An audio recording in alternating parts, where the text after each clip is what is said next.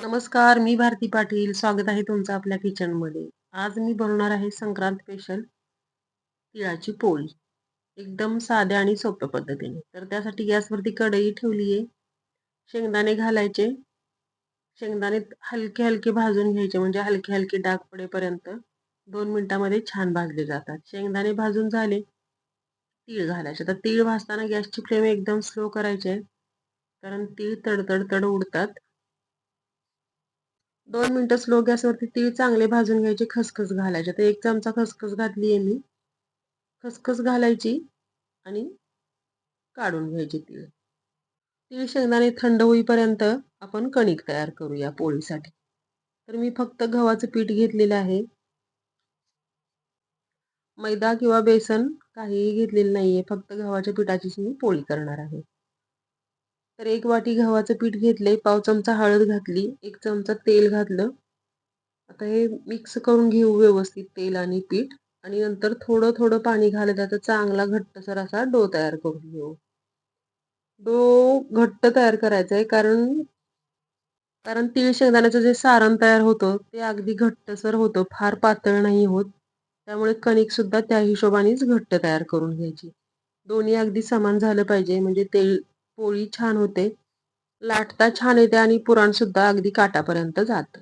तर कणिक आपली मळून झाली आहे. आता झाकून हिला अशीच ठेवून देऊ. तोपर्यंत आपण मिक्सरमध्ये तीळ आणि शेंगदाणे बारीक करून घेऊ. म्हणजे पुरण तयार करून घेऊ. तर मिक्सरच्या भांड्यामध्ये तीळ आणि शेंगदाणे घालायचे सुरुवातीला आणि तेवढंच बारीक वाटून घ्यायचं. शेंगदाण्याच्या साली काढून घेतलेत, नाही काढल्या तरी सुद्धा चालतील.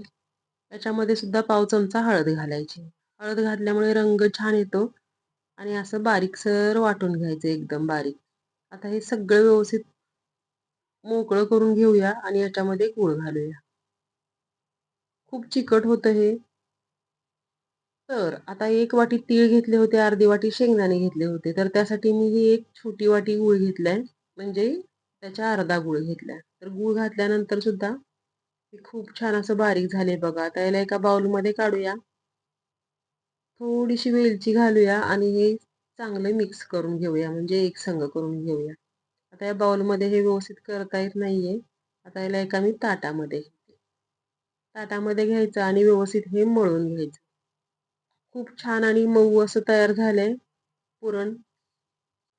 मिक्सरमध्ये व्यवस्थित बारीक करून घेतलं ना, तर हे पुरण सुद्धा खूप छान होतं. ना कुकरमध्ये घालायची झंझट, ना गूळ वितळवायची झंझट, कुठलीच झंझट नसते आणि तुम्ही बघू शकता पुरण किती छान झालेलं आहे तयार. एकदम मऊ असं.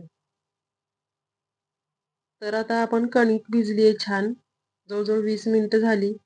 आता याला थोडंसं तेल लावून घेऊ आणि कणकीचे सुद्धा आपण गोळे तयार करून घेऊ पारीसाठी. तर एवढ्या कणकीचे 5 छोटे गोळे तयार करणार आहे मी. कारण मी 5च पोळ्या तयार करणार आहे. आणि कणिक बघू शकता किती छान तयार झाली आहे. तर 5 गोळे करून घ्यायचे कणकीचे. म्हणजे एकसारखे गोळे तयार करून घ्यायचे. जसे आपण सारणाचे केलेत तसे. आता उंडा एक करून दाखवते मी तुम्हाला. तेल थोडंसं जास्त लागले कणकेला. तर अशा प्रकारे उंडा करून घ्यायचा. अगदी पुरणपोळीचा उंडा करतो. तशाच प्रकारे हा सुद्धा उंडा करून घ्यायचा.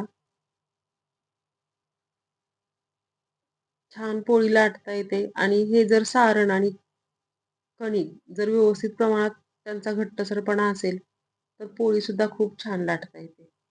आता पोळपाटावरती मी फूड पेपर घालणार आहे.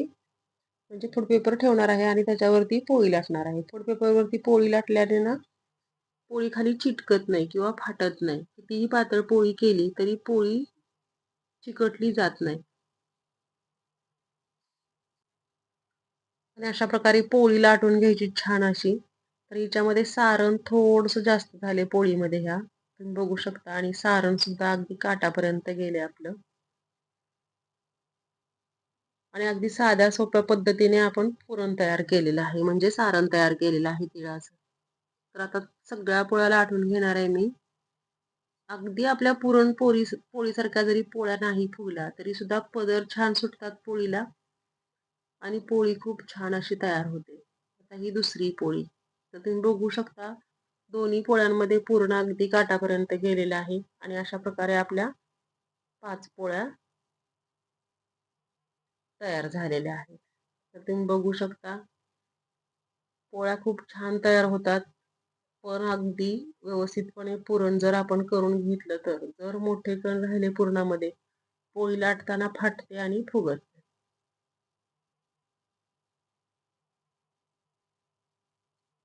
तर सगळ्या पोळ्या आपल्या करून झालेल्या आहेत.